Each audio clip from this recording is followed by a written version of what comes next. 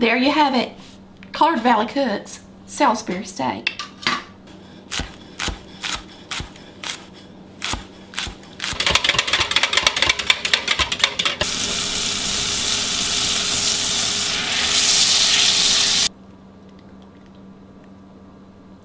We're making a family favorite. This is a great dish to make during the holidays for your family. It's something that you can mix up, put in the oven, and make the gravy while the meat is cooking, and everyone is going to think it's amazing. Salisbury steak.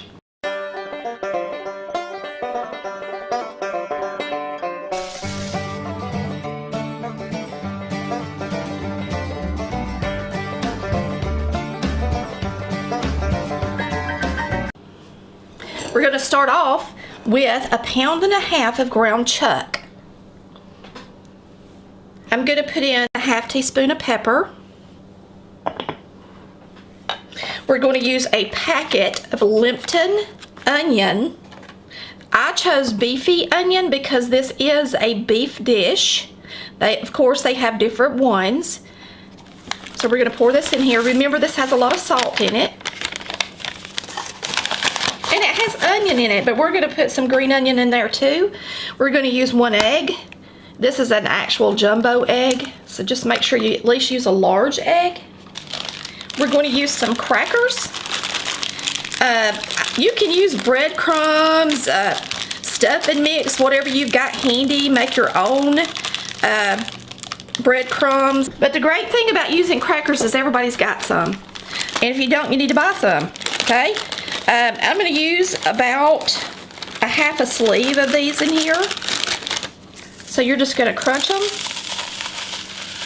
See how easy that is? It's not hard. It's a great ingredient to have on hand. If you have oyster crackers, you can use those too. Just crush them. Now I'm going to set this down here for a minute, and we are going to put in some green onion. I'm going to put in 2 larger green onions. And you can put as much green onion in yours as you like, but we like it, and so I'm going to put a good bit of green onion in ours. So we're just going to dice this green onion.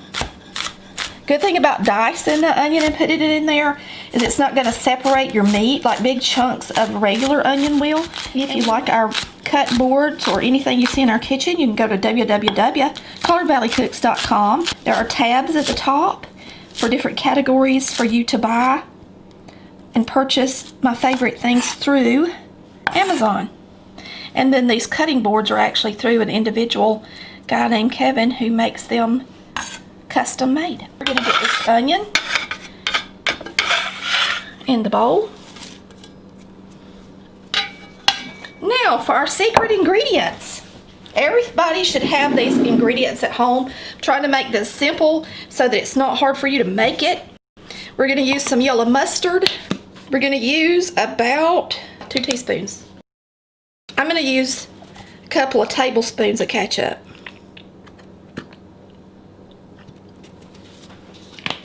And then Worcestershire, you want to get at least a tablespoon's worth, so just put some in there. Now it's time to mix it up.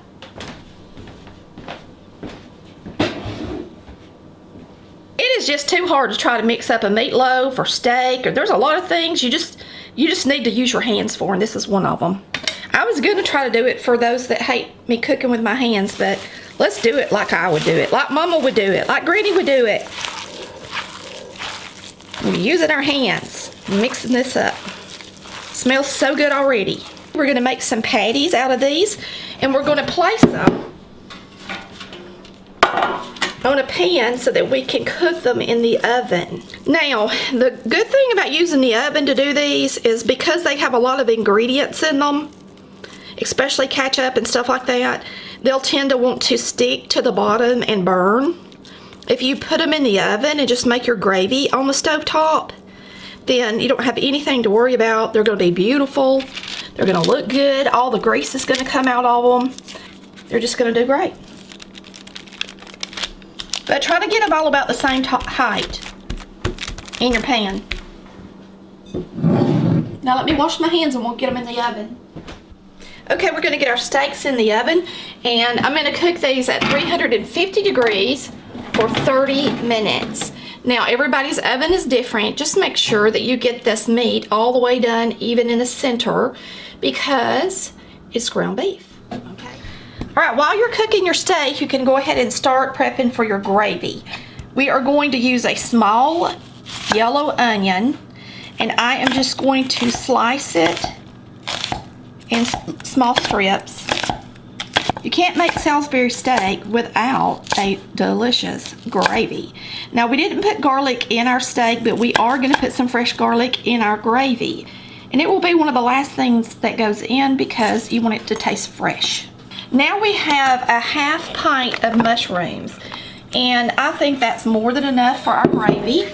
So I'm just going to chop these up a little bit so that they're not so big. I'm going to put these in my bowl and get them over here to the stove top so that when we make our gravy, they'll be handy.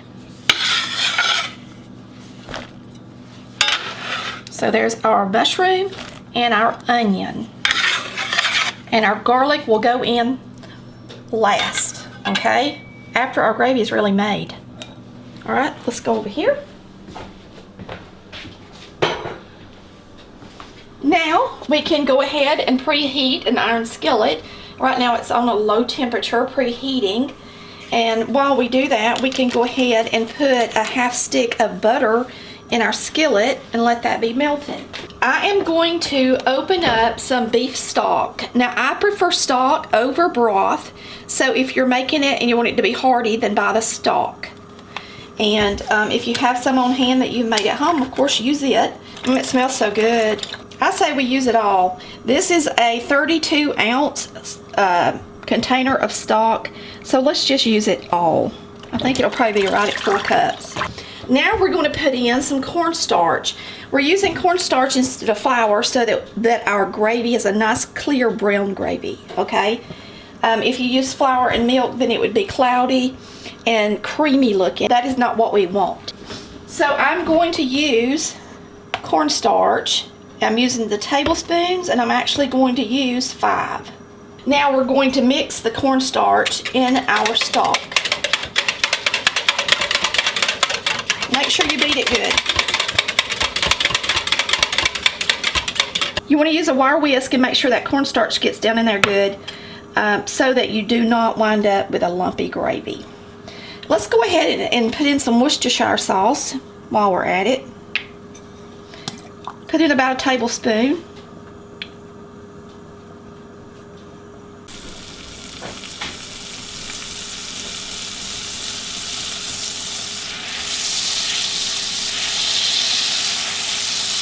We're going to put in our mushrooms and onion. I'm going to go ahead and put in a little pepper, about a ½ teaspoon. And we're just going to let these get a little bit soft. And then we'll make our gravy. But let these simmer just a few minutes and get soft. And continue to stir them so that since you've got so much in the skillet, you want to make sure they rotate. Alright, that looks about right to me. You don't want to just cook it to death. You want, to be pretty in your gravy.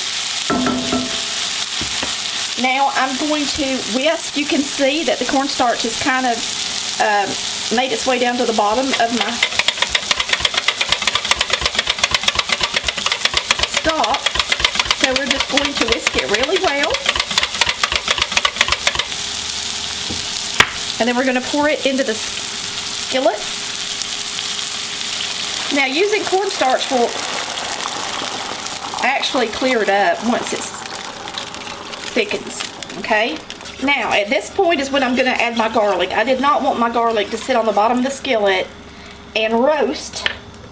I want it to taste fresh. You do the same thing with spaghetti sauce if you're smart, if you want the garlic flavor in there. So we're going to take a clove of garlic, we're going to put it through the press, and we are going to put it in our gravy.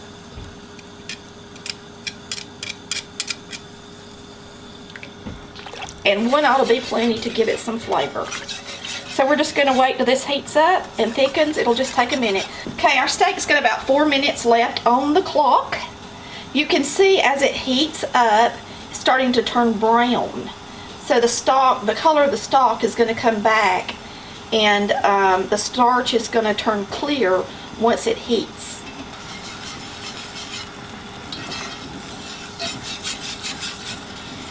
Alright, so this is about perfect. So we're just going to turn it off and let it sit in here until we pour it over our steak. Alright, we're going to take these out of here. Good thing about doing them in the oven is you can do something else in the kitchen while they cook. They smell good. Alright, we're going to put these right here, and we're going to make a plate.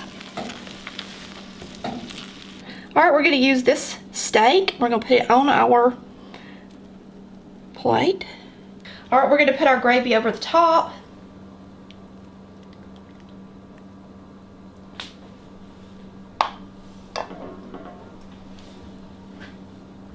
There you have it.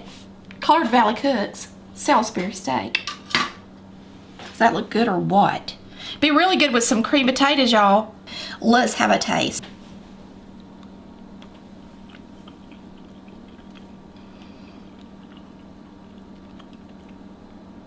That's some good eats. Gravy myself because the meat is so salty and flavorful. I would make the gravy just like I did. Your family's gonna love you when you make them this dish, I promise.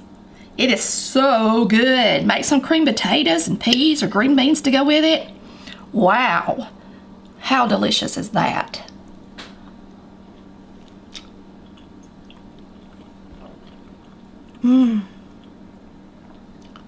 Thanks for watching Colored Valley Cooks, where we cook like Mama did. And I gave you simple ingredients to make this outstanding dish too.